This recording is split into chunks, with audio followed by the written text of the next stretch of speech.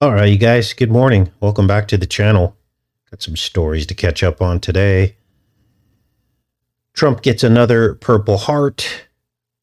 Also, camping gas has been banned in California, and that is coming to a state near you. But let's get into Milton. We're going to talk about Milton first. The theories are all over the place as to what is actually going to happen here. But I wanted you guys to check out this hurricane plane flying through the center of Milton. And this really puts things in perspective in terms of the power of this hurricane. They're even talking about designating this as a category 6, possibly, which is a new designation. There are also theories that this hurricane could go over Florida and come up the East Coast. Let's see if this will play, and you can see and hear this with your own eyes, the severity of this hurricane here. Let me refresh this page and see if that works. Now, as we get into this, understand that there's a possibility that this whole thing will be now leveraged against us. And they will say that we are the reason for the severity of these hurricanes. They're going to blame us and say that this could be about global warming, climate change. I believe this is the play here, so that they can now enforce and demand that our actions change. And, you know, they keep telling us that we're the problem, right? But they're the ones that keep making all the stuff that we consume. And this is the dead giveaway. Okay, I think it'll play now.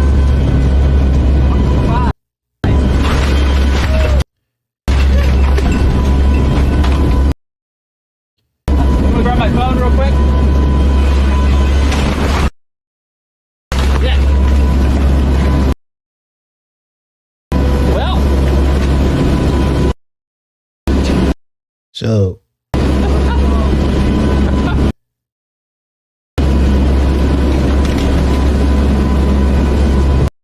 these guys are obviously being jostled around inside the cabin and seem actually surprised, even though they run these aircraft through the hurricanes and have done this probably for many years and many dozens of times over the course of the hurricane.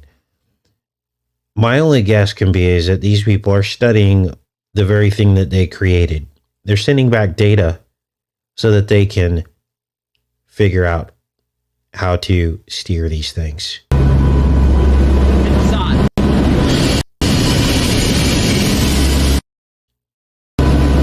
All right.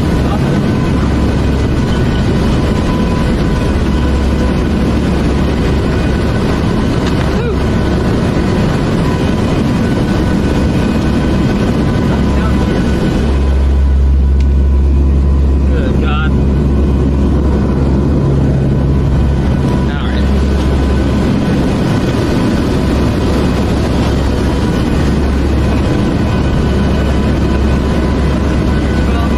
Thanks. When you get a chance, can you grab my wallet too?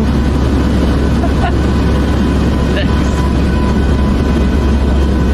Gotta keep these pockets zipped.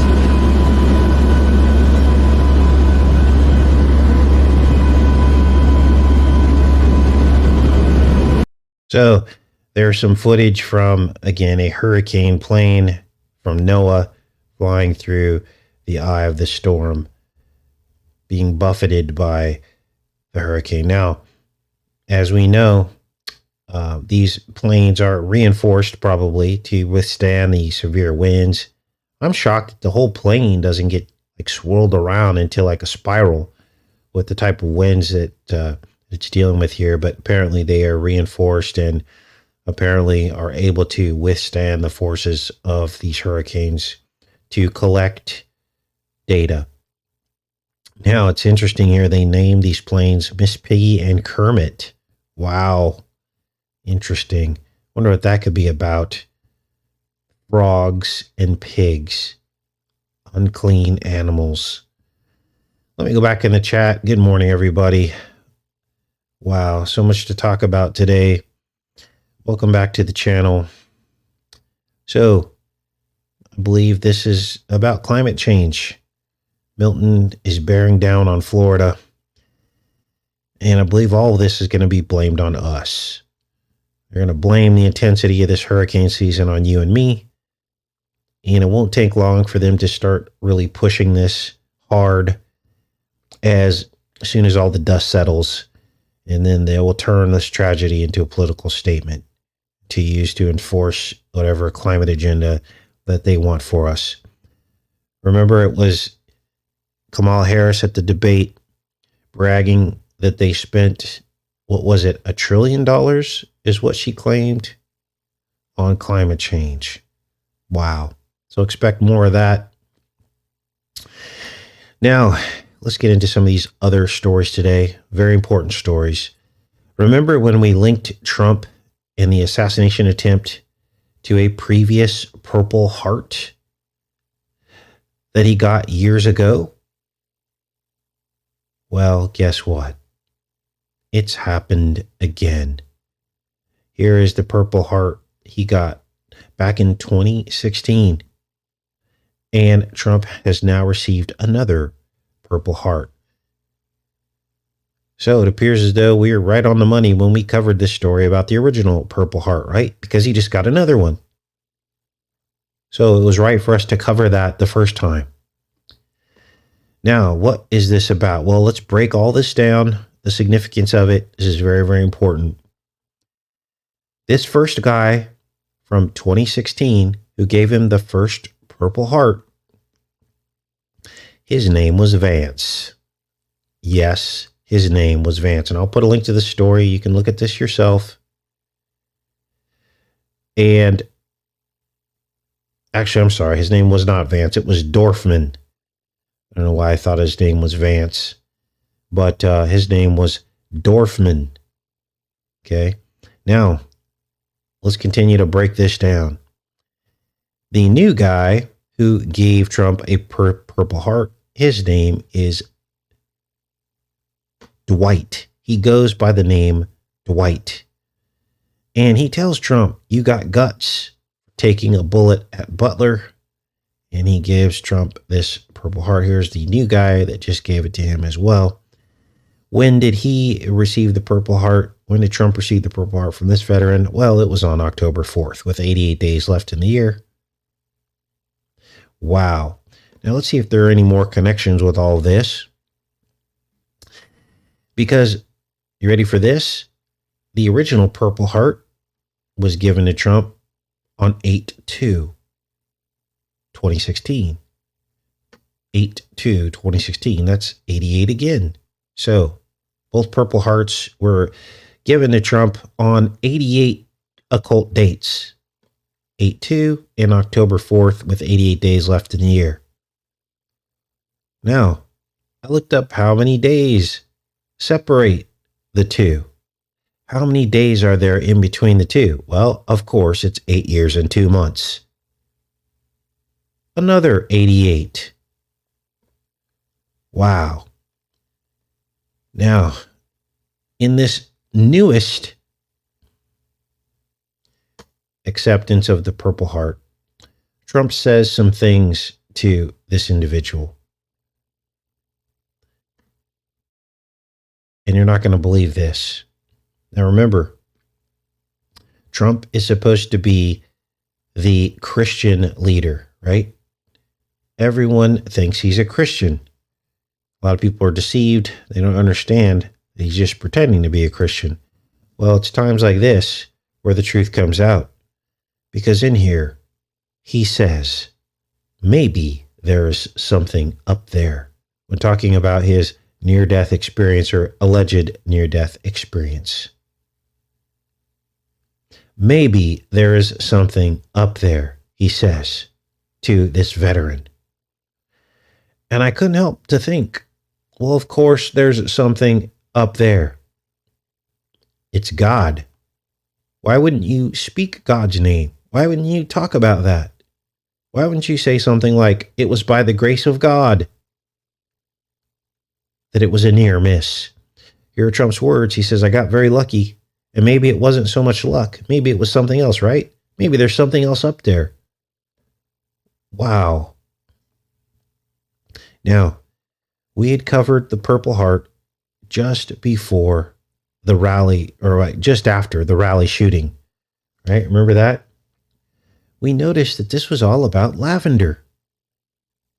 We saw Trump's podium with this lavender color. This is from Butler. We then color matched it to the actual Purple Heart color. This is the literal color for the Purple Heart. It's the same color. Let me flip back and forth for those that are in denial. That's the same color. And I color matched it because that's what I do. Because I have a degree in graphic communication, bachelor of science degree in color theory and color matching. Now, that was a long, long time ago, but the concept is pretty simple. Color matching, right? Pantone color matching systems and all this stuff. Now, interestingly, this Purple Heart color has lots of 66s and 99s and 33 in it. The web color number for the Purple Heart, look, it says Purple Heart right here, so you know I'm not making any of this up, is 663399. So when you look at it on the web, these are the numbers that designate this specific color. Wow. What did Tesla say? 369 is the secret to the universe. Well, I think we're on to something here. Now, what else is going on with this? Well, we're going to read these articles. I'm not sure this guy's name was Vance, but it's not. This is the original Purple Heart he got. Let's look through here, see what's going on here with this real quick before we read the most current story. So this guy's name was, let's make sure we get this right, Lieutenant Colonel Louis Dorfman. Okay, so no Vance there. Not sure that was his name. I mean, some kind of like time slip or something. Wow. Okay, so let's get into some more aspects of this because it doesn't end there. The matrix is deep. So we covered the Purple Heart just after the rally shooting. As I just showed you, we noticed that this was all about the Lavender. And we compared the attempt on Trump's life to the Lavender music video by Snoop Dogg, which happened years and years and years and years ago. Lavender is the name of this music video in which Snoop Dogg shoots Trump in the head. Remember that? And we noticed that Snoop Dogg and Michael Rappaport, who appear in this Lavender video, both came out this year, just before the shooting, or it might have been last year, and they made amends with Trump, and they said they were both voting for him.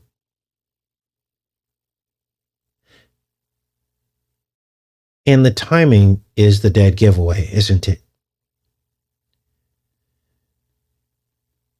What else happened? Well, we saw that Vance, who was Trump's VP and is Trump's VP, was working with a company called Palantir. They gave him millions and millions of dollars and set up his campaign. And we realize that Palantir is a seek and destroy artificial intelligence, military intelligence to seek out targets for destruction. And we found out also that Palantir works with Lavender. The two systems work together. Yes, Palantir provided intelligence and software to Lavender artificial intelligence, which is Israel's seek and destroy AI. to find Hamas terrorists. I wish I was making all this up, but here it is on your screen. Lavender, Israel's AI targeting machine. And then let me read this article too so you guys can see this. The billionaire who fueled J.D. Vance's rapid rise to the Trump VP spot. J.D. Vance, the running mate,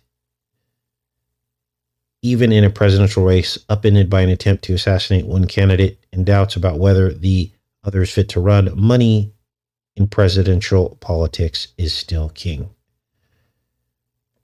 Vance, a relative newcomer to national politics, has assiduously courted billionaires and Silicon Valley titans to bankroll his unlikely rise from best-selling memoirists of despair, drugs, and generational poverty in the Appalachia to a ticket that could seat him a heartbeat away from the presidency.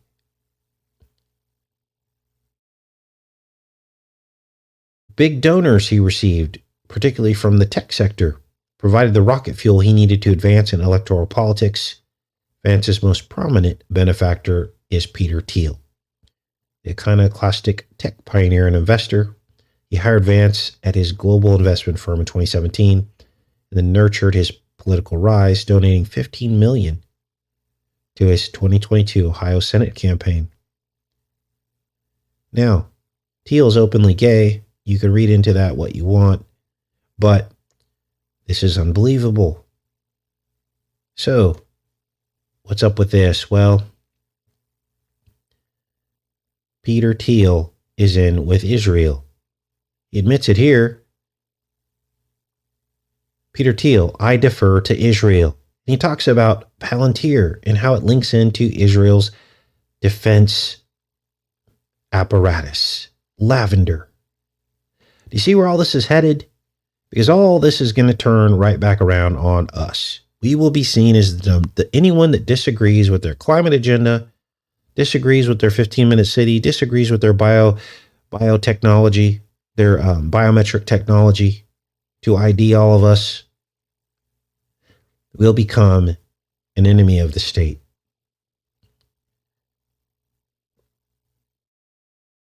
Let's read some of this. It says here, the trouble with doing business with Israel or any foreign government is you can't really say anything when they do terrible things with technology that you may or may not have sold to them or hope to sell to them. Such is the case with Peter Teal, co-founder of Palantir Technology.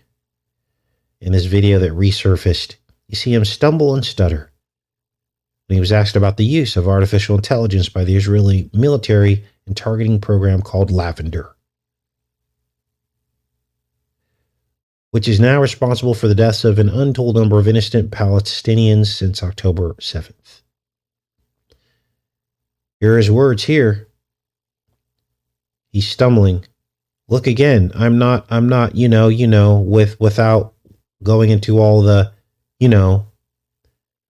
I'm not on top of all the details of what's going on in Israel because my bias is to defer to Israel. It's not for us to second guess everything. And I believe that broadly the IDF gets to decide what it wants to do. Wow. Now, they go on to talk about Palantir and how this links in to Lavender. Let's take a look. Make this a little bit bigger so you guys can read this. And I'll put links to all this as I always do for you guys who want to dig a little bit deeper. But I'm basically showing you the back end of what these people are up to and what they plan to do. Why would Trump, out of all the people he could have picked for his VP, why would he pick this guy? It's because it's all been set up from the beginning. Teal is a billionaire investor in Palantir, serves as both a major investor and creator of AI technologies. For over a decade, it has received major contracts from the U.S. government, including the Department of Defense, Homeland Security, FBI. At the time, its business is international. Palantir is currently testing its new artificial intelligence platform in real time on the Ukrainian battlefield.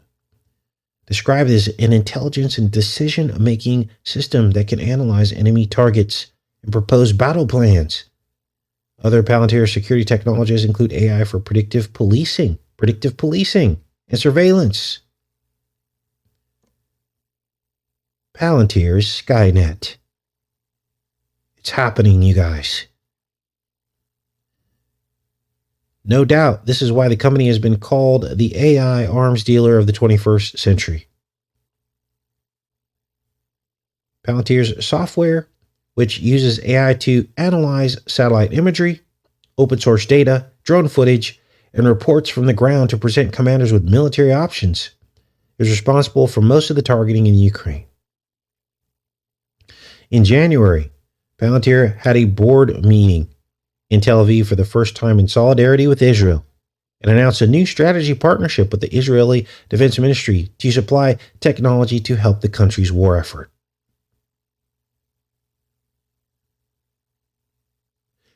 $39,000 Palestinians have been killed since October 7th.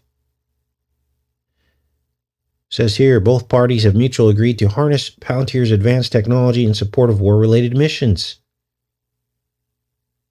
Palantir executive VP Josh Harris told Bloomberg at the time, this strategic partnership aims to signify aid to the Israeli Ministry of Defense in addressing current situations in Israel. No further details on the arrangement were disclosed, including what technology would be provided. So it's not clear that Palantir's fingerprints were on any technology related to the IDF's AI kill, search, and destroy program in the early part of the war. However, the company was already providing tools to Israel before the October 7th Hamas attacks even happened. So there you go, in black and white, the truth about all this. So, welcome to the Matrix. Let me check in with you guys. We'll go to some of these other articles. Hopefully we don't lose power again. That was so weird. We had a power surge yesterday while we were live. Cut the show off. Cut off like the last 5 minutes of the show. We're talking about some pretty heavy topics, but nothing like topics today. So I anticipate there could be issues, but hopefully we could stay live. So, keep in mind that what Israel is doing to Hamas is coming to America.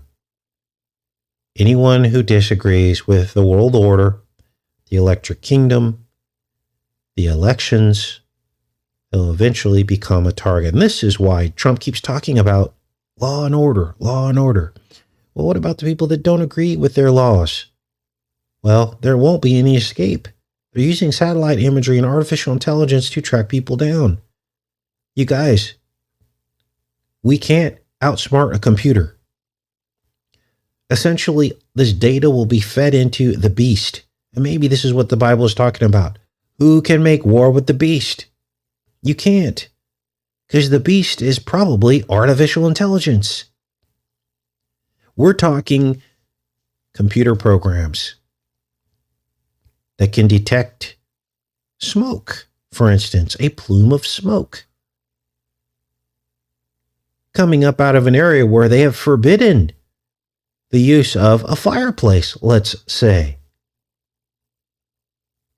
Your right to keep warm, your God-given right to make a fire in a fireplace in the dead of winter could be picked up and detected by a satellite using special filters to see plumes of smoke and search and destroy and target you.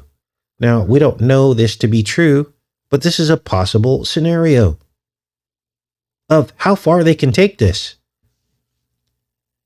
Because think about this for a minute. As humans, we are flawed, right? We have only certain levels of intelligence that we can employ, certain level of labor that we can employ and effort. But machines have infinite labor and infinite thought processes. They can go on forever. And so as the control mechanism is streamlined into a much more efficient way of policing, that will mean that the efficiency will be infinite as well. All the resources can be targeted into lawbreakers. Imagine yourself being under a fine-tooth comb, under a microscope. This is our future if we allow it. If we keep choosing these people who are all the same, they're all on the same side. We're giving them the power. I just showed you a very scary vice president that Trump chose. And if you choose him, you're choosing this guy who's neck deep in all this stuff, the future of America. But people keep choosing because they think, oh, if we don't choose him, we're going to get Kamala. It's all a game. Kamala will do the same thing. If she's elected, this is the future. It's a world order. You know, I remember one of the worst things you can do to your children is to exasperate them and over-parent them. Some of us grew up with those kinds of parents. My mom was like that when I was young. Over-parenting, picking, nitpicking. It's bad to do in relationships as well, to nitpick somebody. Well, imagine your entire life is nitpicked. We're already seeing it, you guys. So I share so many personal stories with you about how they're nitpicking people. The police are nitpicking people, writing speeding tickets, writing tickets to people who don't deserve tickets, there are victimless crimes. That's nitpicking. When all of their efforts, not to say that that should never happen, but their efforts should be on the bigger problems. If you're going to get nitpicky, why don't you figure out a way to where people don't get their windows broken on when they park their car on the street? If you want to get nitpicky, why don't you end car theft? Wage war on car theft, which decimates people. If you're going to get nitpicky, why don't you wage war on catalytic converter theft? Right? There's a million other things they could be focused on, but instead they nitpick us for victimless crimes.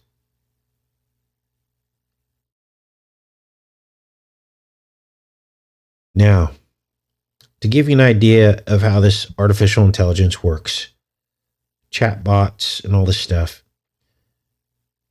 I have like a little side hobby. My side hobby is to go into some of these Yahoo stories, usually after I present them to you guys, and I'll go in there, I'll leave comments. And just like clockwork, within minutes of my comment, automatic replies are sent from random nobody accounts that nobody would ever name their account that name. They're so random and it's so obvious.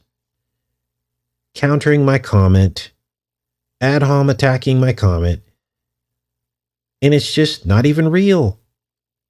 It's synthetic. It's robots. It's artificial intelligence. And on some of these stories, no matter how nice you frame your comment, you're not allowed to disagree with whatever the story is. I left a comment on a public news story disagreeing with how our own tax dollars are being spent on things that the American people don't want. And the comment was removed over and over and over again. And that is alarming because what it does is it paints a picture of reality that is not real. When people's sentiment is silenced in a public forum, when a consensus is silenced in a public forum, then all of the people watching that public forum think that that is reality. Correct? No. Prime example of this. DOJ is considering asking a judge to break up Google. No, they're not. But look at this. They want us to believe that the monopoly of Google is about to be broken up. And I call it Scroogle because they do control everything. And what are they saying? They're saying this is because of antitrust laws that they're about to break up Google. Will this actually happen? I don't think so. But remember we talked about this? How Google controls reality. How do they control reality? By only serving certain search results. You search for something, and then over time, this becomes the truth to you. It becomes the reality. It's like the age-old thing about people who only believe what they see on the news. That's their reality. Now, why do they run articles like this pretending that they're going to do something about the Google monopoly? Well, it's to give you a false sense of security, to make you think things are being done, to make you think that the world is fair. This is why they run these stories. Wow. Now, let's pop back over here. Now we're kind of jumping around a bit today, but I wanted to help you guys to understand this lavender matrix, the purple heart. It's all connected, okay? Peter Teal, Vance, all this stuff. It's real, okay? This is going to be our future. We're letting it happen. Now, got a couple more stories for you guys. Remember we talked about the war on natural gas. You guys, let's say 25 years ago, nobody ever thought that gay marriage would be legal ever. Right? 25 years, think back to 1998. Did anybody ever think that in America, a Judeo-Christian country, quote unquote, where we salute God and country, right, that gay marriage would ever be legal? No one ever thought that. Even gay people thought that was never going to happen. But where did it start? It started in California when they overturned the popular vote to pass gay marriage in California. Then that spread to the rest of the states. And here's another example of something starting in California that will be spread to the rest of the states. Now, despite popular opinion, the electric kingdom really started in California, didn't it? With Tesla. I mean, if you go to California, like every third car is a Tesla or an electric vehicle. It's shocking. And everyone's like, oh, that's just crazy California, land of nuts and fruits. This is what people say. It's a big joke. But then when everything gets spread to the rest of the country, people act shocked. Republican governors mining for lithium for electric vehicles? Who would have ever thought that that would happen? It's happening in my state, Arkansas, following the footsteps of California. Remember the lockdowns in California and New York? Oh, that'll never happen in the other states. Well, it sure did happen, didn't it? But it started there. And I don't know why they do this, why it starts in California. Maybe because they can get away with it. I don't know. But here's the latest. Newsom says no more camping propane for millions of Americans that love to go camping on 4th of July and all these holidays. No more propane cylinders. You know, the little cylinders that I grew up on since I was little, these little green cylinders, gone with the swipe of a pen. And this is just a sign of the shape of things to come. Imagine being North Carolina right now. This could save your life, a propane cylinder of this size. A single-use propane cylinder could give you the ability to start a fire relatively easily. Now, of course, these cylinders are still legal in North Carolina, but like I said, what starts in California eventually makes its way to the rest of the United States. What about the people who have disasters in California? They have disasters too. Floods, fires.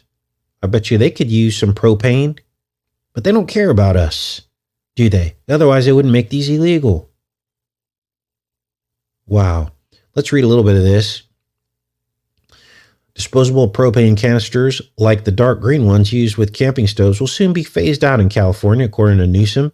Signed this legislation on Sunday, requiring all 1 pound cylinders sold in the state to be reusable or refillable starting in 2028. Well, he's going to force them to make them reusable. We'll see what happens here. The portable fuel canisters sold by brands like Coleman are popular with campers. Have long been a headache for park rangers, as they sometimes end up littering campgrounds and dumpsters. What kind of pile of horse manure is this? So it's the cylinders being thrown onto the ground is the reason. This is hogwash. I'm sorry, you guys. This stuff just upsets me. How stupid they think people are. Disposing of cylinders properly can be dangerous and expensive. Wow. So, as if the as though the refillable ones won't have the same problem. You see what I mean? Like, it's just circular arguments of nonsense. Oh, so they're not going to litter the refillable ones? And last I checked, most people clean up after themselves at a campsite, or they'll take these cylinders home with them. Gosh. Wow. We live in a nonsense world, you guys. It's hard to even go anywhere anymore with all the nonsense happening in this world. Wow. Now, I want to end the show with this. Remember, we did all those decodes on the flies that were landing on both sides, Republicans, Democrats. There were flies on Pence. There were flies flying on Clinton and Obama. And we saw that there was a fly matrix. Remember, we broke all that down? Well, another fly just landed on Trump at a very recent rally. And listen to the comment that he said about the fly. He actually addressed the fly. He talked to the fly. And he said that the fly was aggressive, but it would be just like he is. Let's read this. At one point, Trump became increasingly distracted by a fly, calling it a very aggressive sucker. This one in particular is very aggressive. Like I'm going to be aggressive for our country. You can probably say that, Trump joked to an uproarious applause. Now, of course, this article is very left-leaning, basically parsing Trump's comments and twisting them as if they're disinformation. But we've already discussed that yesterday, that some of Trump's comments are just a little intentionally ambiguous, or they just come out wrong, and then the media has a field day with it, right? There's truth in what he's saying, but it's just the way he says it that is coming out wrong. Let's address some of this and try to rewrite his speech to help Trump out a little bit without the incendiary chaos magic. And remember, this is a left-leaning article, but let's reword some of the things he said so that they do become truth. Let me make this a little bit bigger. I can't even believe this sometimes. Let's read this. Let me check with you guys and we'll read this. Oh boy. Good morning, everybody. Thanks for coming to the channel. So if you're new to the channel, we're live every single day at this time, except for Saturdays. Saturdays, we're on the backup channel with the Honey Milk Ranch. I am doing a treehouse project. I don't know if I'm going to do it this fall or spring, but I wrote up some plans to build a treehouse / deer blind up in the Indian marker tree. So that'll be something fun to work on. But let's finish up today's show by helping Trump with his speech here to make some of his half-truths turn into full truths. Donald Trump's disastrous speech on Sunday perfectly demonstrated the cognitive decline. Now, they're trying to actually say that he's in cognitive decline, which, of course, is more swamp water. That's more hogwash, isn't it? New York Times published a report Sunday analyzing Trump's recent rally speeches, finding them longer, more rambling, and more extreme than ever before. That same day, during a rally in Juneau, Wisconsin, Trump embarked on a nearly 2-hour speech filled to the brim with misinformation, random grievances, and incoherent gaffes.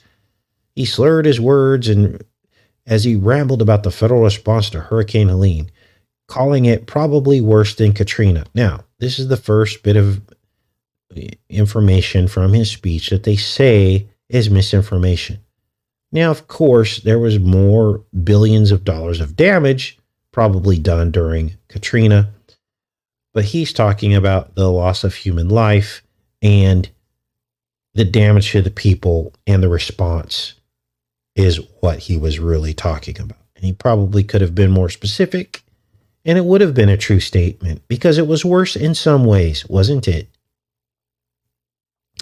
Then he goes on to say, if you want someone who steals your wealth and abandons your family when the flood waters rise, those floodwaters rise, and they were gone. They haven't seen anybody from the federal government yet. Now, of course, they did see some people from the government that assisted them, but the response seemed muted and delayed. Okay. But the basic idea is there. The basic idea is there. We talked about this, how budgets work, how they're saying, oh, those are separate budgets. No money was stolen for the illegals from FEMA. Now there's actually is a video of Trump's, what do they call it? The media lady basically talking about,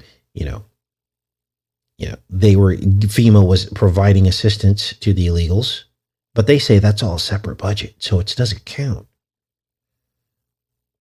Then they go on here to talk about Trump's misinformation about the federal response to Hurricane Helene.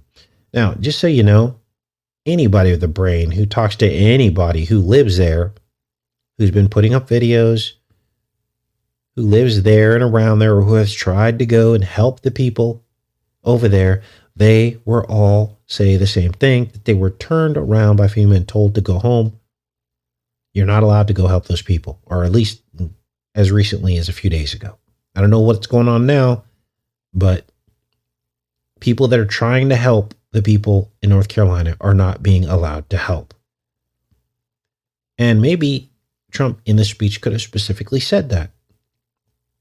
It says here, Trump falsely claimed that Democrats were preventing aid from reaching Republican areas.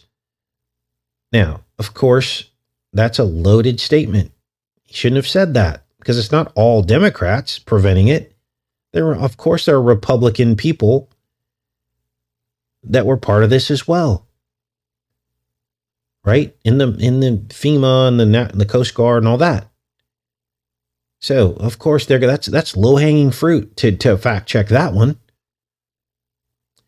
And he said there were no helicopters and no rescue. Well, obviously, it's a false statement. It's incendiary. Of course, there were some helicopters. Now, it was delayed, but it would have been easy for his speechwriter to provide specifics that could not be debunked. See how easy that would be? Then it talks about him talking about Elon Musk and so on and so forth. So this is about messaging. But in order to get people to vote, he has to say incendiary things that continue to divide. He could easily rewrite all this to make it more truthful and accurate. And I think it would go a lot further. So, weird times, you guys. Let's go back into the chat. Good morning. Let this chat catch up for a minute.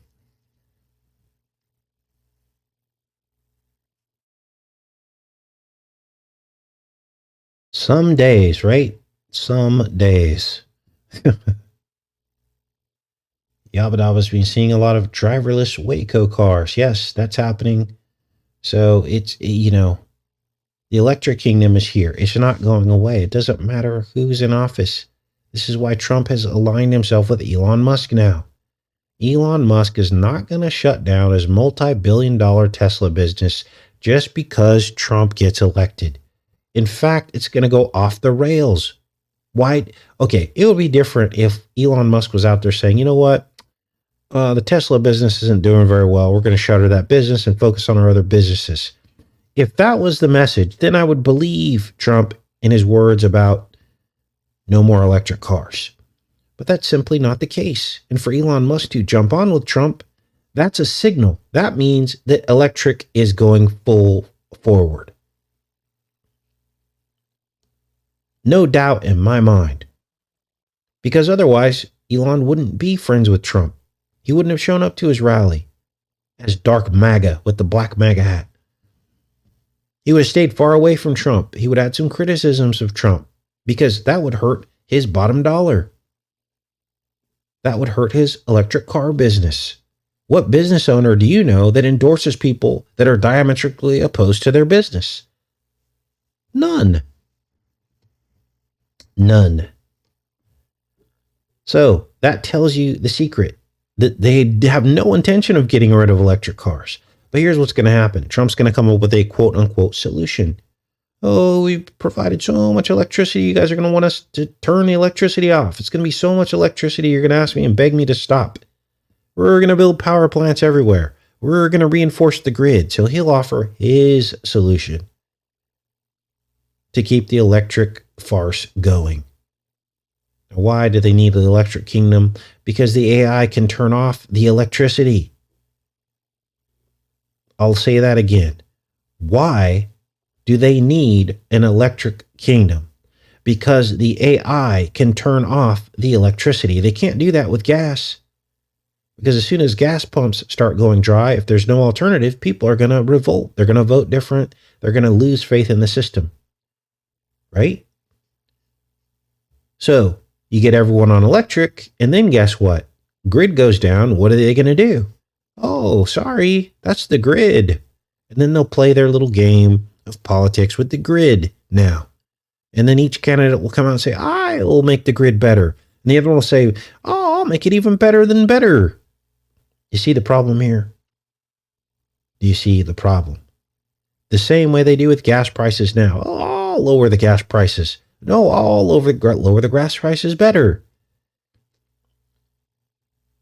And then people are dumb enough to vote for whoever has the lowest gas prices, whoever gets a bump in their 401k, where the real problems are never solved.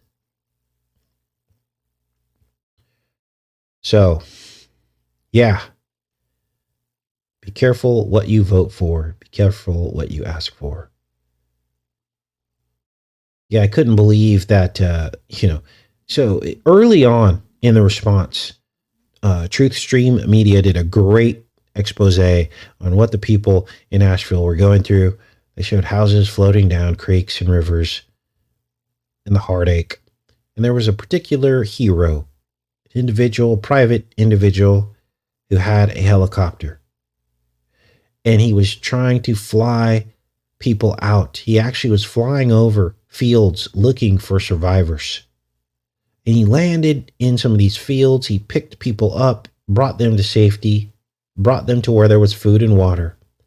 And he was interrupted by an official emergency personnel person who told him to cease and desist or he would be arrested.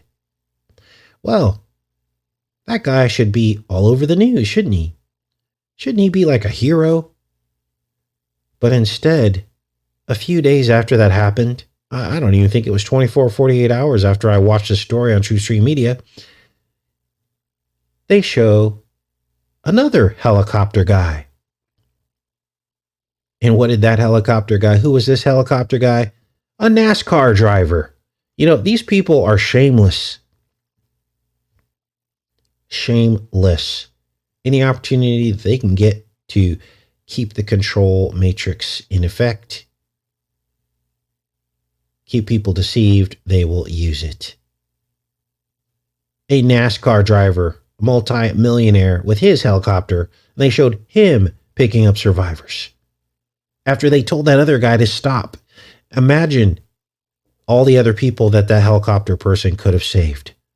But he was told to stop. Why? So they can shoe in the millionaire and control the narrative. It's unbelievable. So, all right. I'm back, you guys. Yes, Rosalinda said, remember saying that the storm is coming. Yeah, those were Trump's words, weren't they? Now, as we approach the election, some people, the mind control is so deep that people will continue to invest in this ritual that we do every 4 years called voting. They feel compelled. It is part of America, isn't it? Voting. A vow. I'll end the show today with my personal testimony of when it was the last time that I voted. Okay. Right about the time of Bush's last presidency, I was so upset. Why? Well, at that time, I actually believed in the 19 box cutter terrorists and what they did to our country. I believed that back then. And I was like, man, something needs to change. And I remember thinking there's no way that Obama could ever be elected. And when Obama got elected, I was so angry. And I think during those years, I think I was a pharmaceutical rep with a field territory. So I had a company car and I drove around. And during the mornings on my commute, I would turn on Rush Limbaugh and John Hannity. And then the afternoons on my way home, I would turn on, what's that other guy?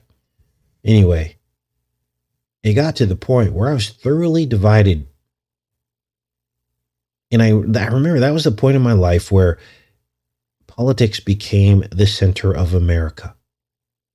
And people that believed and liked Bush were different than the people that believed and liked Obama. And it was a true first major divide in my life that I saw. And I couldn't believe it. And I found myself separated from half the people in my life. I remember my brother, he was like, I can't believe you don't like Obama. I can't believe you like Bush. And it was different. It was different. Well, Obama came into power. And Obama ran on ending the war, didn't he? He ran on ending the war in the Middle East.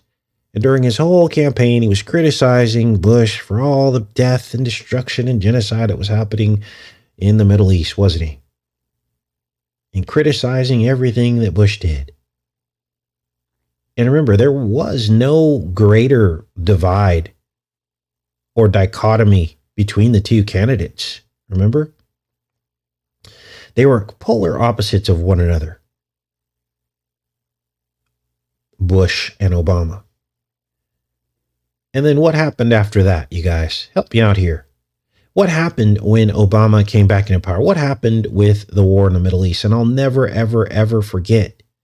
There were videos on YouTube showing the drone strike count, and they've since removed that. It used to be public knowledge of how many drone strikes there were. But as the numbers doubled and tripled what Bush dropped, there were literal channels that showed the drone strike count, and it was unbelievable. Obama dropped magnitudes more drones than Bush did. Complete hypocrisy. And then I watched the Democrats make excuses for that. Oh, well, Bush is the one that got us into it, so now we have to end it. We have to do more. That's why we have to. It's Bush's fault. And I just kept seeing the football being handed off back and forth. And who are the people that suffer? Well, of course, the dead. But also us. The dummies who keep spending our tax dollars and voting for this nonsense. This back and forth and back and forth every 4 to 8 years. Now they've got it to where it's 8 years. You could set your clock to it. Every 8 years. It just swings the other way and they undo everything they did. Think of the wastefulness of that. Think of the wastefulness of all the billions and trillions of tax dollars to do one thing only to have it undone with the next administration. Now you could make the excuse, well, maybe we should just give someone supreme power. No, that's what they want you to think. But here's the logic behind all of it. Here's what should happen. What should happen is after how many hundreds of years have we been a country? You would think that people would have come to the consensus of which side should win. Do we want to run the country like a Democrat, or do we want to run the country like a Republican? You'd think we could have figured it out after all these hundreds of years. And the dead giveaway is that we have not figured it out. Because there are people in power, controllers, that don't want us to figure out. Because it's through the division that they create the chaos. You know, it's to the point now where, heck, divide the country. Let's just cut a line right down the middle. Or let's do this. Let's cut a line starting in, I don't know, Idaho. Western border of Idaho, and draw the line all the way down to the bottom of California. Then take another line and draw it from Pennsylvania all the way down to Florida. And just flush the toilet on the whole thing. Make those two a country, and then make the Midwest its own country. Let's just call it good, because I'm tired of this. I don't know about you guys, but I'm tired of it. Make two Americas. I know where I'll live. I'm going to live in the conservative America. But see, they can't do that, right? Because then the conservative people that live in the conservative would hold the conservatives accountable. They'll be like, hey, you're acting like a Democrat. You need to go to the other country. And vice versa. But they won't do it. And notice how all of this points back to the Bible. This duality that we live in, that we've been forced to live in, that think this is normal. This is supposed to be normal. All of it started at the tree of the knowledge of good and evil. The duality. It's been going on since the beginning of time. So, all right, you guys, what's going on? Yeah, just flush the toilet on the whole thing. Republican, Democrat, gosh. Let them do their thing and we'll do our thing. Conservatives aren't even conservatives anymore. Exactly. That's what they want. They're going to try to mix it all together. Pray for peace. You hit the nail on the head. Now, I can tell you this. Typically, conservative places stay out of the way of people and their businesses, and they're more efficient. Now, it's not all the way across the board because there is some corruption. There's even some corruption in my area. But for the most part, there is honesty. And honesty means less cost to your pocketbook and less taxes. So taxes are very low where I live. Now, part of that is also it's very rural. Okay. So there's accountability on some level. There's accountability. So, all right.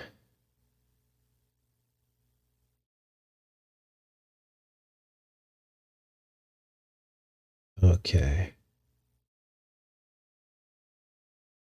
Now, I know there are some updates on the whole P. Diddy scandal. I just kind of hopped off of that. It's just dirty business delving into all that stuff. I know some of you are interested in it. There's plenty of channels out there that dig into all that stuff. It's probably going to be a big nothing sandwich at the end of it. I'm not saying he didn't do anything. I'm saying they'll have everybody engaged in the drama, and then by the end of it, he'll probably get released on some level, or he'll do a couple of years in prison or whatever. Who knows what these people have planned? Or he'll end up like Epstein. Yes, Autumn Rage. Yeah, there's corruption everywhere. I'm just broad brushing on a general level. But yeah, absolutely, there's corruption everywhere. I've got a town over here by where I live, and I'm not going to name the town. I won't even drive through that town anymore Because every time I do, I get followed by a cop. And it's not because of my color, because they can't see me in the car. They do it to everybody. They do it to white people, black people. It doesn't matter. They have way too many people on their police department. They are a kind of a tourist destination on some level. And so they basically pick off tourists that come into town and people that aren't aware, and they'll get you for driving 5 miles over the speed limit. They're actively checking your registration. Sometimes that lapses for whatever reason. So they'll catch every single person in that town who's lapsed on their registration. They're basically nitpicking the people of this town. And it's like you're living in freaking Gestapo Germany or something. They pull you over, show me your papers. They're checking your everything. Anything they can do to squeeze money out of people. And that's just wrong. That's poor policing. Focus on the things that matter. How about you get rid of all the meth heads in the area? They don't want to do that because that's dangerous. Start rolling up on creepy trailer houses and stuff. You could get hurt doing that. We don't want to do that. Oh, but they'll nitpick, tax-paying citizens, legitimate people who make a minor mistake, and then you get a $150 fine in the mail. Yeah, why don't you eliminate meth people that grow meth in rural Arkansas? How about we start there? And until that problem's solved, then you shouldn't be writing a single speeding ticket for someone driving 5 or 10 miles over the speed limit. Not one, until you fix the problem. Oh, we can't do that. So, yes, there are places, even in very conservative areas, where there's corruption. That was one example. But there are a lot of good stories too, how people help each other, out here. And that I never experienced when I was in California at all. So, heck, say a prayer if your car breaks down in California. If you don't have AAA, AAA won't even go to certain places. You call up AAA. Where are you located, sir? I'm in South Central Los Angeles. Sorry, you're gonna have to figure out a way to move your car or something somewhere safer. Wow. All right. So hopefully some of what I said today made sense. You might not agree with everything I said. I don't expect you to, but being able to disagree politely, I think, is the strength of this channel. So, all right, you guys, I'm going to let you go. I'll see you guys tomorrow. Much love. Take care. Be safe.